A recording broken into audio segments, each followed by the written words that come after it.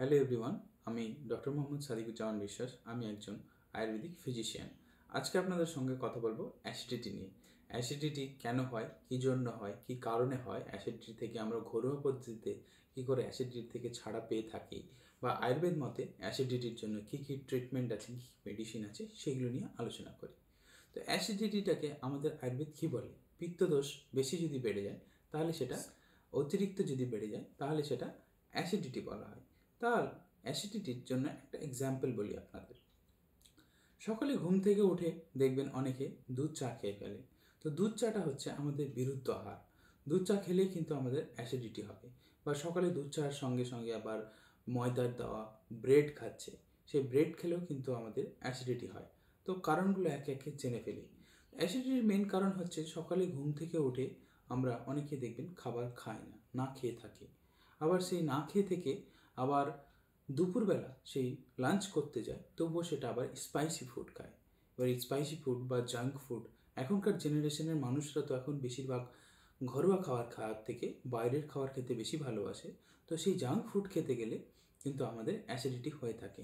এর মধ্যেও একটা ব্যাপার আর বলি, যে আমাদের মধ্যে আছে যারা, তাদের লাইফস্টাইলে অনেক গণ্ডগোল রয়েছে। লাইফস্টাইল গণ্ডগোল মানে হচ্ছে, অনেকে দেখবেন রাত্রিবেলা অনেক দেরি করে ঘুমিয়ে যায়, আর অনেকে দেখবেন সকালবেলা ঘুম থেকে অনেক দেরি করে ওঠে। তো সকালবেলা ঘুম থেকে অনেকক্ষণ দেরি করে উঠলেও বা উঠে সঙ্গে সঙ্গে খায় না, বা দুপুরবেলা খায়। তো আপনাদের বলবো, রাত্রিবেলা ঠিক সময় ঘুমান, আর সকালে ঠিক সময় ঘুম থেকে উঠুন। সকালে ঘুম থেকে উঠে ব্রেকফাস্ট ঠিকঠাক করুন, হোম রেমেডিতে খান। তারপরে দুপুরবেলা ঠিকঠাক লাঞ্চ করুন। লাঞ্চ করার সময়টা আপনাদের বলে দিই, যে দুপুর 12টা থেকে 1টার মধ্যে লাঞ্চ করে নেবেন। এবার 12টা থেকে 1টার মধ্যে যদি লাঞ্চ করে নেন, তাহলে কিন্তু আপনাদের ঠিকঠাকভাবে হজম হবে। এবার যদি আপনারা সেটা দেরি করতে করতে করতে 3টা বা 4টা বাজিয়ে দিন, তাহলে কিন্তু আপনাদের অ্যাসিডিটি হবে। কারণ আমাদের দুপুরবেলা খাওয়ার জন্য যে হজমটা হয়, সেটা কিন্তু আমাদের দুপুরবেলা সব থেকে ভালো হয়। এবার পরে যদি আমরা খেয়ে ফেলি, তাহলে কিন্তু আমাদের হজমটা ঠিকঠাক হবে না, আর অ্যাসিডিটি হবে। এবার দেখুন, আপনাদের মধ্যে অনেকে আছে যে মনে করে যে আপনি বা আমি যে কথাগুলো বললাম, যে এতগুলো কথা, যে অ্যাসিডিটি হবে বা এই সব কারণে অ্যাসিডিটি হবে বা ওই সব কারণে অ্যাসিডিটি হবে, সেই কারণগুলো বললাম, সেই কারণগুলোর মধ্যে আপনি বলবেন, দেখবেন আমি তো সবই মেনটেন করছি, কিন্তু আমার কেন অ্যাসিডিটি হচ্ছে? এই অ্যাসিডিটি হওয়ার কারণ হচ্ছে, মানুষ যদি স্ট্রেসে থাকে, স্ট্রেস হচ্ছে একটা অন্যতম কারণ অ্যাসিডিটি হওয়ার জন্য। তো স্ট্রেসে যদি থাকে, তবুও কিন্তু অ্যাসিডিটি হবে।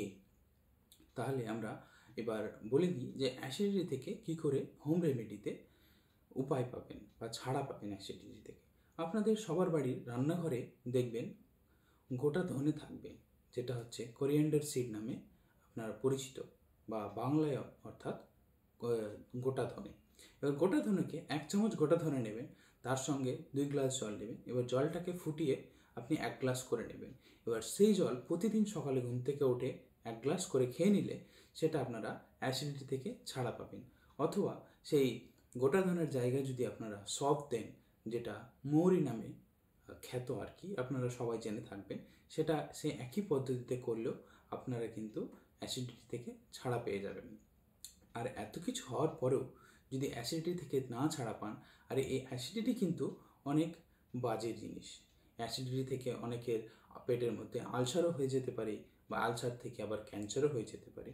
তো অ্যাসিডিটিকে আপনারা সামান্যভাবে নেবেন না, অ্যাসিডিটির ঠিকঠাক ট্রিটমেন্ট করাবে। তো আয়ুর্বেদ মতে আমাদের অ্যাসিডিটির কী কী জিনিস আছে সেটা আমরা একটু বলে দিই। অ্যাসিডিটির জন্য আমাদের আয়ুর্বেদ মতে অনেক মেডিসিন রয়েছে। সেই মেডিসিনগুলো হচ্ছে অভিপত্তিকর চূর্ণ, হিঙ্গাষ্টক চূর্ণ, কামদুদা রস, আপনার চিত্রকাদি, মহাশঙ্খ আছে, আরও অনেক আছে, প্রবাল পৃষ্টি, প্রবাল পৃষ্টি, অগ্নিতুণ্ডী বটি। এইসব ওষুধগুলো খেলে কিন্তু আমাদের অ্যাসিডিটি থেকে সমস্যা দূরে হয়ে যাবে। এরপরে আপনাদের আরেকটা কথা বলি, যে অ্যাসিডিটিটা হচ্ছে অনেক ব্রড জিনিস। আয়ুর্বেদ মতে অ্যাসিডিটিকে অনেক কিছুই বলা হয়েছে। তো সেগুলো হচ্ছে আপনার অম্লপিত্ত, অগ্নিমান্দ, অজীর্ণ। এবার কার কী হয়েছে না হয়েছে সেটা কিন্তু আপনাদের বুঝতে হবে। এবার সেটা বোঝা আপনাদের সবার মধ্যে সেটা আছে, যে সেটা না বুঝে হয়তো খেয়ে ফেলবেন এই ওষুধগুলো। কিন্তু এই ওষুধগুলো আপনাদের সবার না বুঝে খাওয়া উচিত নয়। একটা কোনো আয়ুর্বেদিক ফিজিশিয়ানের সঙ্গে আলোচনা করুন বা